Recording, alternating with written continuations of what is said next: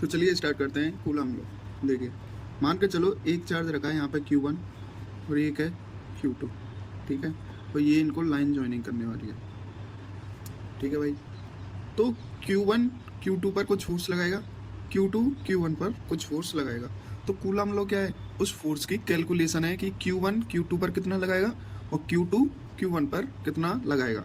अब देखो, ये दोनों चार्जेज ऐसे स्टेबल नहीं रह सकते, क्योंकि Q1 Q2 पर लगाएगा तो ये मूव करेगा, Q2 Q1 पर लगाएगा तो ये मूव करेगा। तो हम क्या करते हैं कि Q1 की वजह से Q2 पर फोर्स को एनालिसिस करते हैं, Q1 की वजह से Q2 पर फोर्स को एनालिसिस करते हैं। अगर हम Q2 पर निकाल लेंगे Q1 की वजह से फोर्स, और वही फोर्स किसके इक्वल होगा? Q2 की वजह से Q1 पर, क्योंकि न्यूटन का थर्ड लॉ क्या कहता है कि every action has a equal and opposite reaction. अगर Q1 Q2 पर लगा रहा है तो Q2 भी Q1 पर लगाएगा। तो अभी हम एनालिसिस सिर्फ Q1 की वजह से Q2 पर करते हैं। तो मैं क्या करता हूँ भाई, Q2 भी Q1 पर लगाएगा, लेकिन मैं क्या करता हूँ Q1 को क्या कर देता हूँ, फिक्स कर देता हूँ, मतलब पकड़ लेता हूँ इसको यहाँ से। तो अब इसको मैंने फ्री छोड़ा है, तो Q1 की वजह से मैं Q2 पर ही फोर्स को एनालिसिस करता हूँ। देखो, जो हम पहली बात, अब जो ये वेक्टर है Q1 से Q2 की तरफ, हम किसकी वजह से फोर्स देख रहे हैं? 1 की वजह से। किस पर देख रहे हैं? 2 पर। तो ये वाला जो वेक्टर है ये हो गया R12 वेक्टर। भाई किसकी वजह से देख रहे हैं? 1 की वजह से। किस पर देख रहे हैं? 2 की वजह से। तो जो डायरेक्शन वेक्टर होता है, जो इसका वेक्टर होता है डिस्प्लेसमेंट वेक्टर, ये होगा 1 से 2 की ओर, R from 1 to 2। समझ में आया कि नहीं? तो अब कूलम साहब ने क्या किया कि जो फोर्स 2 पर लगेगा, यहाँ पे 2 पर लगेगा, किसकी वजह से? 1 की वजह से। उसका मैग्नीट्यूड वो प्रोपोर्शनल होगा प्रोडक्ट ऑफ चार्जेस एंड वो जो मैग्नीट्यूड है वो प्रोपोर्शनल होगा 1 अपॉन जो डिस्प्लेसमेंट का मॉडुलस है उसके स्क्वायर के। समझ में आया कि नहीं? तो ये कूलम लॉ है। तो इन दोनों इक्वेशन को जब हम कंबाइन करेंगे तो क्या आएगा? फोर्स वेक्टर का magnitude force on 2 due to 1 will be proportional to Q1 Q2 upon R vector 1 2 का मॉड का स्क्वायर। देखो, ये R वेक्टर ऐसे लेना है, हम किसकी वजह से निकाल रहे हैं? 1 की वजह से। किस पर निकालना है? 2 की वजह 2 पर। तो 1 से 2 की तरफ, 1 से 2 की तरफ। अगर हम 2 की वजह से 1 पर निकालते तो R वेक्टर कैसे आता? R21, ये वाला वेक्टर आता, ठीक है। और हम फोर्स ऑन 2 ड्यू टू 1, तो ये आ गया। अब देखो, ये प्रोपोर्शनलिटी है, प्रोपोर्शनलिटी को हटा के क्या लगाएंगे? कोई कांस्टेंट। तो force vector is equal to 2 1, इसका magnitude will be equal to, एक प्रोपोर्शनलिटी P इंट्रोड्यूस कर देते हैं, Q1 Q2 upon R vector जो कि 1 से 2 की तरफ जा रहा है उसका मोड का स्क्वायर। ये क्या है? प्रोपोर्शनलिटी कांस्टेंट है। समझ में आया कि नहीं? तो अब देखो, ये क्या हो गया? मैग्नीट्यूड हो गया force on 2 due to 1 will be equal to, एक कांस्टेंट है proportionality constant and product of charges upon जो R वेक्टर है फ्रॉम 1 to 2, 1 to 2 किसकी वजह से? 1 की वजह से। किस पर? 2 पर। जो R वेक्टर है हम उसको लेंगे जो 1 से 2, ये हो गया इसका मैग्नीट्यूड। अगर हम इसकी डायरेक्शन देखें इस फोर्स की, जो डायरेक्शन हमने कौन सी डायरेक्शन लेंगे? जिधर R वेक्टर है। भाई ये तो मैग्नीट्यूड हो गया, तो फोर्स तो एक वेक्टर क्वांटिटी है, उसकी डायरेक्शन भी होगी। तो अगर वेक्टर में लिखें force on 2 due to 1, force on 2 due to 1 will be equal to P Q1 Q2 upon R12 का मोड का स्क्वायर, और डायरेक्शन क्या होगी? R12 cap. समझ में आया कि नहीं? तो force on 2 due to 1 will be equal to P Q1 Q2 by R12 का मोड का स्क्वायर R12 कैप। ये डायरेक्शन, हम वही डायरेक्शन वेक्टर लेंगे जो 1 से 2 की तरफ। तो हमारा जो force on 2 due to 1 will be equal to P Q1 Q2 by R12 का मोड का स्क्वायर R12 कैप। और हमको जो डायरेक्शन वेक्टर है वो ऐसे लेना है, इसकी वजह से किस पर लगा रहे हैं? 1 की वजह से 2 पर लगा रहे हैं, तो 1 से 2 की ओर। तो हमारा ये फोर्स वेक्टर आया और डायरेक्शन R12 कैप। समझ में आया कि नहीं? हमको क्या पता है कि डायरेक्शन एक यूनिट वेक्टर होता है, वो R12 कैप किसके इक्वल होता है? R12 वेक्टर अपॉन R12 का मोड। समझ में आया कि नहीं? अब देखो, इस P के बारे में पता करते हैं। जो P होता है, ये P प्रोपोर्शनलिटी कांस्टेंट, इसकी वैल्यू होती है 1/4 पाई एप्सिलॉन एम। देखो ये जो जिस मीडियम में रखें चार्जेस, जिस मीडियम में रखें चार्जेस, जो एप्सिलॉन एम है उसकी प्रॉपर्टी है। अभी हमको कुछ नहीं पता किस में रखें, ये ऑयल में रखें, एयर में रखें, कौन सी जगह पर रखें। समझ में आया कि नहीं? अब ऐसा तो है नहीं कि दोनों वाटर में रखें तब 1 2 पर कुछ फोर्स लगा रहा है, दोनों ऑयल में रखें तब भी 1 कुछ 2 पे फोर्स लगाएगा, तो ऑयल और वाटर का फोर्स इक्वल होगा। तो दोनों अलग अलग फोर्सेज होंगे, सेम होंगे, क्या होंगे, उस वाली प्रॉपर्टी को डिफाइन ये एप्सिलॉन एम करेगा। इसको कहते हैं परमिटिविटी ऑफ मीडियम। मतलब ये कितना अलाउ कर रहा है फोर्स को, 1 2 पर जो फोर्स लगा रहा है उस फोर्स को कितना अलाउ कर रहा है, कितना लगेगा। अब एक बात बताओ, एप्सिलॉन एम समझ में आया कि नहीं? बिल्कुल बात सही। तो यहाँ पे इसमें डालते हैं, तो यहाँ पे जो पहली बात, force on 2 due to 1 will be equal to 1/4 pi epsilon M Q1 Q2 by modulus of R12 vector का मोड का स्क्वायर R12 कैप। समझ में आया कि नहीं? अब देखो जो यहाँ पे Q1 और Q2 हैं, Q1 और Q2 हैं, ये दोनों हमको विद साइन डालने हैं, विद साइन। अगर यहाँ पे जैसे कि +5Q -3, तो +5 कूलम -3 कूलम, तो दोनों Q1 Q2 फॉर्मूले में हमको किसके साथ डालने हैं? With sign. तो ये कूलम लॉ है, सिर्फ ये पता करना है। और ये डायरेक्शन वेक्टर होगा हमको कि किसकी वजह से किस पर देख रहे हैं। 1 की वजह से 2 पर देख रहे हैं फोर्स, तो R12, अगर 2 की वजह से 1 पर देखे तो R21। ठीक है, अब देखो सुनो, अब इसको देखते हैं एप्सिलॉन एम को। अब एक चीज होती है एप्सिलॉन एम, एक चीज होती है रिलेटिव परमिटिविटी। ठीक हो, एक चीज क्या होती है? Relative permittivity. अब देखो इस रिलेटिव परमिटिविटी को ही हम क्या कहते हैं? Dielectric constant of medium.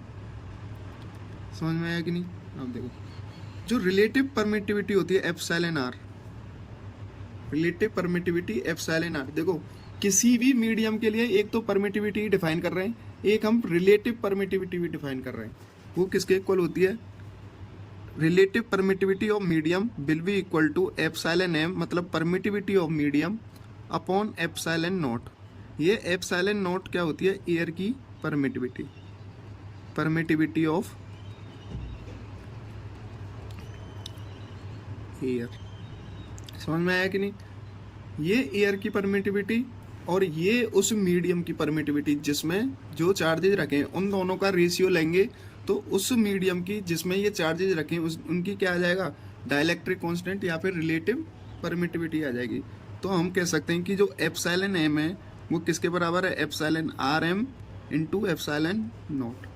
मतलब एक मीडियम की परमिटिविटी किसके इक्वल होगी?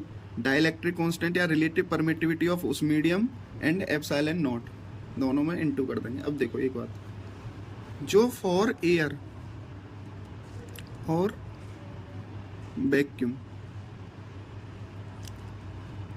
जो रिलेटिव परमिटिविटी की वैल्यू होती है उस मीडियम के लिए, वो किसके इक्वल होती है? 1। तो जो एप्सिलॉन एम है वो किसके इक्वल हो जाएगा? Epsilon not. तो जो परमिटिविटी है उस मीडियम की वो किसके इक्वल हो जाएगी?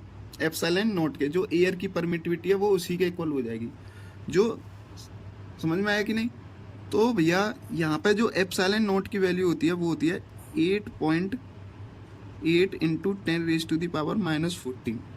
समझ में आया कि नहीं? इसकी यूनिट देख लेना, अभी बताऊंगा इसकी यूनिट। ठीक है, एयर के लिए। समझ में आया कि नहीं? अगर दोनों चार्जेस किस में रखें? एयर में रखें, तो एप्सिलॉन एम की वैल्यू किसके इक्वल हो जाएगी? एप्सिलॉन नॉट के। समझ में आया कि नहीं? तो फॉर्मूला क्या बन जाएगा? For air, force on 2 due to 1 is equal to 1/4 pi epsilon, ये या फिर vacuum Q1 Q2 by R12 का मोड का स्क्वायर R12 कैप। ये सिर्फ फॉर्मूला किसके लिए होगा? एयर के लिए, जब दोनों चार्जेस किस में रखें? एयर में रखें। और इस वाली जो 1/4 पाई एप्सिलॉन नॉट है उसको हम क्या कहते हैं? की। और उसकी वैल्यू किसके इक्वल होती है? 9 इंटू 10⁻⁹ समझ में आया कि नहीं।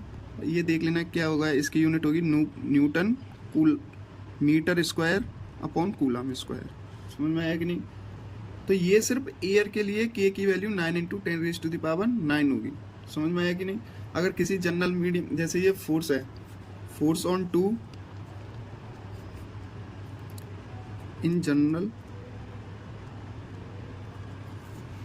Force on 2 will be equal to 1/4 pi epsilon rm into epsilon naught q1 q2 by r12 का मोड का स्क्वायर r12 कैप। समझ में आया कि नहीं। ये जनरल, ठीक है। अगर डायरेक्ट मीडियम की परमिटिविटी दी हुई है तो फॉर्मूला ये, अगर रिलेटिव परमिटिविटी दी हुई है तो ये। समझ में आया कि नहीं। और देखो ये वाली वैल्यू, ये तो k के इक्वल है, तो force on 2 due to 1 will be equal to k upon epsilon R M q1 q2 upon r12 cap. समझ में आया कि नहीं भाई। ये तो k के इक्वल हो गई, उसकी वैल्यू तो हमको पता ही है, अपॉन एप्सिलॉन आर इंटू। तो ये हमने देखा जो फोर्स आ रहा है 2 पर 1 की वजह से, वो किसके इक्वल आ रहा है, 1/4 pi epsilon R into M epsilon naught q1 q2 r12 का मोड इसका स्क्वायर r12 कैप। समझ में आया कि नहीं। और मैंने बताया कि एप्सिलॉन आर एम की वैल्यू एयर के लिए या वैक्यूम के लिए वो किसके इक्वल होती है, 1 के equal, for air and vacuum. ठीक है। अब जो एप्सिलॉन आर एम की वैल्यू वो हमेशा ग्रेटर देन इक्वल टू 1 होती है किसी भी मीडियम के लिए। एयर और वैक्यूम के लिए किसके इक्वल होती है, 1 के इक्वल। तो अब देखिए जो फॉर मेटल्स या फिर कंडक्टर्स एप्सिलॉन आर एम की वैल्यू क्या हो जाती है, इनफाइनाइट। समझ में आया कि नहीं। तो भैया अगर हम किन्हीं दो कंडक्टर्स के बीच में दो चार्जेज रख दें, ठीक है, और हम कहें कि Q1 Q2 पर कितना फोर्स लगा रहा है, अगर हम कंडक्टर्स के अंदर रख दें दो चार्जेज और हम कहें Q1 Q2 पर कितना फोर्स लगा रहा है, तो वो फोर्स की वैल्यू कितनी आएगी, यहाँ पर एप्सिलॉन आर एम की वैल्यू इन्फिनिटी हो जाएगी, तो फोर्स की वैल्यू क्या आएगी, 0 आएगी। अगर हम कंडक्टर्स के अंदर किन्हीं भी दो चार्जेज को रख देंगे तो एक चार्जेज दूसरे चार्जेज पर फोर्स 0 लगाएगा। ठीक है। तो सबसे ज़्यादा फोर्स किस मीडियम में लगेगा, एयर में। जब दोनों चार्जेज को हम एयर में रखेंगे तो भैया उस पर जो फोर्स की वैल्यू है एक चार्ज की वजह से दूसरे चार्ज पर, वो सबसे ज़्यादा होगी, क्योंकि एप्सिलॉन आर एम की वैल्यू हमेशा ग्रेटर देन इक्वल टू 1 है। तो ये वैल्यू बढ़ती जाएगी और मीडियम के लिए, क्योंकि एयर और वैक्यूम के लिए सबसे कम है, उसके लिए 1 है। तो सबसे ज़्यादा फोर्स एक चार्ज की वजह से दूसरे चार्ज पर किस में लगेगा, एयर या फिर वैक्यूम में। समझ में आया कि नहीं। अब ये हो गया मैथमेटिकल एनालिसिस। अब देखते हैं कि ये जो फोर्स है और फिजिक्स से देखते हैं कि ये फोर्स क्यों कम हो रहा है और मीडियम में, सबसे ज़्यादा एयर में क्यों है। देखो ये Q1 ये Q2 हमने ये किसी मीडियम में रख रखे और हमको मान लो उसकी परमिटिविटी एप्सिलॉन एम और relative permittivity epsilon R M. हमने Q1 को फिक्स कर रखा है, हम सिर्फ Q2 को एनालिसिस करेंगे। समझ में आएगी नहीं बात। अब देखो सबसे पहली बात, जो Q1 है Q2 पर फोर्स लगा रहा होगा। अभी मान लेते हैं दोनों पॉजिटिव हैं, तो जो Q1 है Q2 पर किधर फोर्स लगाएगा, इधर। डायरेक्शन वेक्टर कैसे बनेगा, जो डिस्प्लेसमेंट वेक्टर है किसकी वजह से, 1 की वजह से, किस पर, 2 पर, वो ऐसे बनेगा और उसको हम ऐसे लिखेंगे। तो फोर्स कितना लगेगा, force on 2 due to 1 will be equal to किसके equal, P Q1 Q2 by modulus of R12 square और R12 कैप। और P की वैल्यू क्या होती है, 1/4 pi epsilon R M epsilon naught Q1 Q2 upon R12 cap. समझ में आया कि नहीं। देखो अब इधर देखो भैया, अगर ये कोई भी मीडियम में ये दोनों चार्जेज रखे हुए हैं तो उस मीडियम के पार्टिकल होंगे। समझ में आया कि नहीं। देखो ये Q1 भी पॉजिटिव Q2 भी पॉजिटिव। इस पार्टिकल को एनालिसिस करो, इस मीडियम के को, ये पॉजिटिव, ये तो न्यूट्रल पार्टिकल है, इसको क्या करेगा, इसके चार्ज को डिस्पर्स करेगा, इसको पोलराइज करेगा। ये मीडियम, ये जो प्लस Q2 वाला चार्ज है इसके चार्ज को क्या करेगा, पोलराइज करेगा। तो ये प्लस वाला चार्ज इसके किस चार्ज को खींचेगा, माइनस को अपनी तरफ, ठीक है, और ये प्लस वाला भी माइनस को अपनी तरफ, और इधर क्या बचेगा इसका प्लस। तो इसमें डाइपोल क्रिएट हो जाएगा। भाई ये पहले न्यूट्रल था, इस प्लस की वजह से इसने माइनस इधर क्रिएट कर दिया, इसने भी माइनस इधर क्रिएट कर दिया और प्लस उधर। अब एक और बताओ, जो Q1 है उस Q2 पर किधर फोर्स लगा रहा है, इधर। सिर्फ Q1 की वजह से Q2 पर इतना फोर्स है, मतलब Q1 की वजह से Q2 पर किधर फोर्स लग रहा है, इधर की डायरेक्शन में। अब देखो जो माइनस है इनके पोलराइजेशन की वजह से जो क्रिएट हुआ है, अब जो ये माइनस चार्ज है वो इस प्लस Q2 पर फोर्स लगाएगा कि नहीं, बिल्कुल लगाएगा। ये किधर खींचेगा माइनस चार्ज, इधर। ऐसे ही ये चार्जेज होंगे, ये भी पोलराइज होंगे, ये किधर खींचेंगे, इधर। ये किधर खींचेंगे, इधर। ये किधर खींचेंगे, इधर। ये किधर खींचेंगे, इधर। तो इस Q2 पर ये तो फोर्स लगा ही रहा था इधर, तो ये, लेकिन ये चार्जेज जो मीडियम में जो इसके एटम थे, पार्टिकल थे, वो भी क्या हो गए, डाइपोल क्रिएट हो गया उनमें, और उनमें भी नेगेटिव पॉजिटिव चार्ज क्रिएट हो गया, और वो चार्जेज भी इस प्लस Q2 पर फोर्स लगाने लग गए। ये प्लस वाला पार्ट भी इस पर किधर लगाएगा, इधर, इसी चार्ज का। तो जो नेट फोर्स होता है, जो अगर ये एयर में रखा होता, जब कोई भी एयर या वैक्यूम में कोई पार्टिकल नहीं होता, तो उसकी वजह से कोई भी एप्सिलॉन RM की वैल्यू 1 होती है, तो सबसे ज़्यादा फोर्स की वैल्यू होती है वो सिंपल इधर लगाएगा Q1 की वजह से, Q2 एक्चुअली जो वैल्यू होगी। लेकिन जब और कोई मीडियम होगा तो उसके जो पार्टिकल होंगे उनमें ये डाइपोल क्रिएट कर देते हैं, उनकी वजह से ये फोर्सेज अपोजिट डायरेक्शन में नेट आ जाता है। तो जो फोर्स लगाना होता है Q1 को Q2 पर, एक्चुअली में वो फोर्स थोड़ा सा कम हो जाता है, क्योंकि एप्सिलॉन RM की वैल्यू उस मीडियम के लिए क्या हो जाएगी, 1 से बड़ी। और फिजिक्स से भी समझा हमने कि क्यों कम हो जाता है, क्योंकि ये डाइपोल क्रिएट हो जाता है और डाइपोल इनको अपोजिट साइड में थोड़ा सा नेट फोर्स प्रोवाइड करेगा। तो नेट अपोजिट साइड में इसका फोर्स आएगा इन डाइपोल्स की वजह से, तो ये नेट फोर्स है जो Q1 Q2 पर लगा रहा था वो क्या हो जाएगा, कम हो जाएगा। समझ में आया कि नहीं बात, बिल्कुल। अब देखो एक क्वेश्चन करते हैं। मान के चलो कि 2 कूलम का चार्ज यहाँ पे रखा है और एक 3 कूलम का चार्ज यहाँ पे रखा है, ठीक है। तो क्वेश्चन क्या है कि हम एक Q = 1 कूलम का चार्ज को इस पूरे स्पेस में कहाँ पर रखें कि उस पर नेट फोर्स क्या होना चाहिए, 0। मतलब 2 कूलम का चार्ज यहाँ, 3 कूलम का चार्ज यहाँ। हमने मान लिया ये दोनों फिक्स हैं। भाई अगर फिक्स नहीं किए तो ये इस पर फोर्स लगाएगा, ये इस पर, दोनों मूव करेंगे। हमने ये दोनों पकड़ रखे हैं। अब मैं कह रहा हूँ कि 1 कूलम को मैं इसमें कहाँ पर रखूँ कि उस पर नेट फोर्स क्या आ जाए, 0 आ जाए। मतलब वो एक इक्विलिब्रियम में आ जाए, उस पर नेट फोर्स की वैल्यू क्या हो, 0। अब देखिए एक पोर्शन तो मैं यहाँ भी रख सकता हूँ, एक पोर्शन इस लाइन के ऊपर भी रख सकता हूँ, एक पोर्शन ये वाली लाइन, और एक पोर्शन ये वाली लाइन, और एक पोर्शन ये वाली लाइन। हमारे पास 5 पोर्शन है, A B C D E। पहले ए में एनालिसिस करते हैं। मान के चलो हमने 1 कूलम वाला यहाँ रख दिया इस वाले नीचे वाले पोर्शन में, तो 3 कूलम की वजह से 1 कूलम पर किधर फोर्स लगेगा, पॉजिटिव पॉजिटिव रिपल करेंगे। तो सिर्फ 1 कूलम को एनालिसिस करेंगे, हमको ये नहीं देखना कि 1 कूलम 3 कूलम पर भी इधर लगा देगा, हमने वो फिक्स कर रखा है, हमें उससे मतलब ही नहीं। हमको एनालिसिस सिर्फ 1 कूलम पर इक्विलिब्रियम क्रिएट करना है। तो 3 कूलम 1 कूलम पर किधर, इधर। समझ में आया कि नहीं। 2 कूलम 1 कूलम पर किधर, इधर। तो देखिए जो नेट फोर्स है इसका कोई, मान के चलो ये थीटा है, इसका कुछ कंपोनेंट इधर, इसका कुछ कंपोनेंट इधर। तो नेट फोर्स है उसकी कुछ ना कुछ वैल्यू आ रही है। तो इस 1 कूलम पर नेट फोर्स की वैल्यू कुछ ना कुछ आ रही है इस वाले पोर्शन में रखने पर।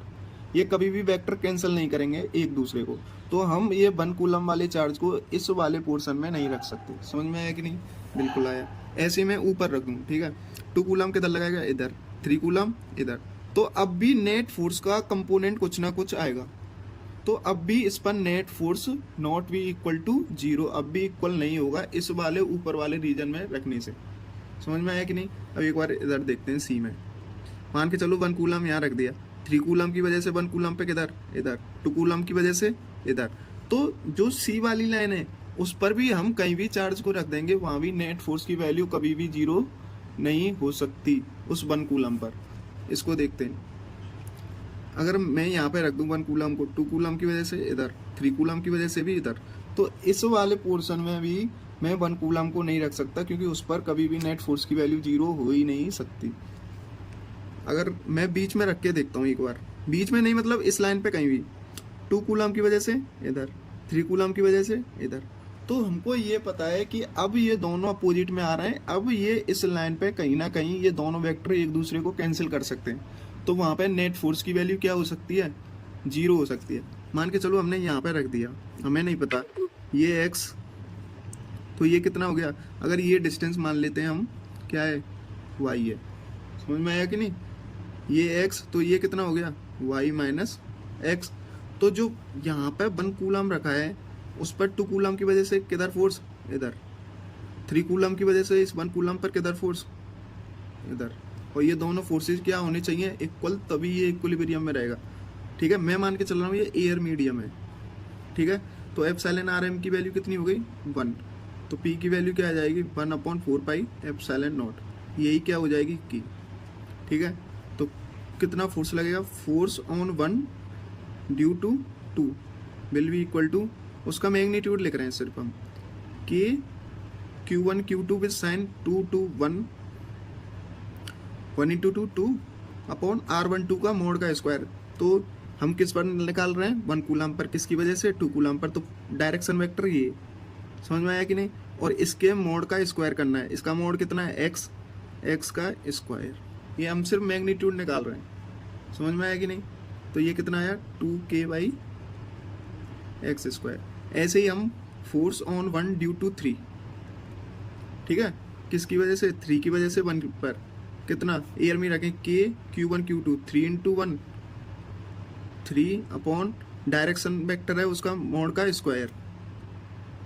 तो डिस्प्लेसमेंट वेक्टर कहाँ है, ये रहा, वो कौन सा है, R31, इसके मोड का स्क्वायर, इसका मोड कितना है, y माइनस एक्स का होल स्क्वायर।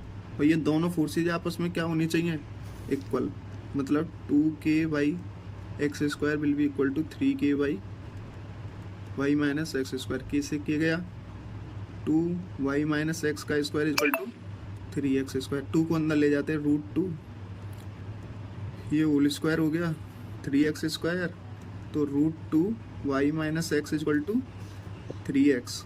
समझ में आया कि नहीं। तो यहाँ से हम क्या करते हैं, √2y कॉमन लेके 3 + √2, तो x की वैल्यू कितनी आई, √2y/3 + √2। तो ये 2 कूलम से कितनी दूरी पर रखा जाएगा x की वैल्यू, √2y/3 + √2। अब देखिए भैया, जो कूलम लॉ है उसकी एक प्रॉपर्टी है, वो सिर्फ एप्लीकेबल है point charge system, applicable on point charge system. कैसे, तुमने कहा भैया एक ये इतनी बड़ी बॉडी है, मैं इस पर कह रहा हूँ 2 कूलम का चार्ज है, मैं कह रहा हूँ एक दूसरी भी है उस पर 3 कूलम का चार्ज है, 5 मीटर दूरी है, तो इसमें कितना 2 कूलम वाली इस 3 कूलम पर कितना फोर्स लगा रही होगी। तो आप यहाँ पे ये नहीं लगा सकते k Q1 Q2/r², क्योंकि वो सिर्फ पॉइंट सिस्टम के लिए, सिर्फ एक पॉइंट में होता ना 2 कूलम और एक पॉइंट पर होता 3 कूलम, तब हम लगा सकते थे।